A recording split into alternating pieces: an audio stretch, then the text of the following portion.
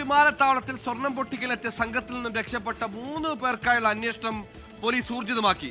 വിമാനത്താവളത്തിന് പുറത്ത് കാറിലിരിക്കുകയായിരുന്ന ഇവർ കൂടെയുള്ളവർ പിടിയിലായെന്ന് സൂചന ലഭിച്ചതോടെ രക്ഷപ്പെടുകയായിരുന്നു.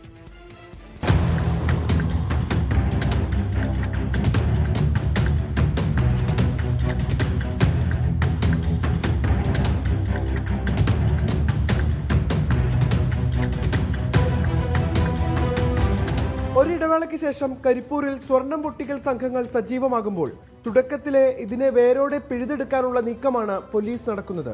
ഇന്നലെ കണ്ണൂർ മുഴക്കുന്നിലെ CPIM പ്രവർത്തകനായ ശരത്തടക്കം 13 പേർ കേസിൽ അറസ്റ്റിലായിരുന്നു.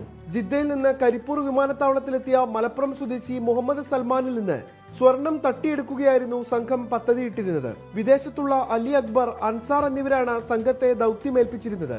ഇവരെക്കുറിച്ചുള്ള വിവരങ്ങളും പോലീസ് ശേഖരിക്കുന്നുണ്ട്.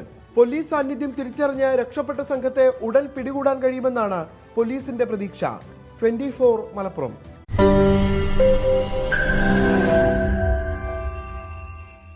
ലോകത്തെവിടെയായാലും ഏത് സമയത്തും 24 വാർത്തകളും ഓഗ്മെന്റഡ് റിയാലിറ്റി പാക്കേജുകളും എക്സ്പ്ലെയിനറുകളും വിശദമായി കാണാൻ ഞങ്ങളുടെ യൂട്യൂബ് ചാനൽ നിങ്ങൾക്ക് സബ്സ്ക്രൈബ് ചെയ്യാം.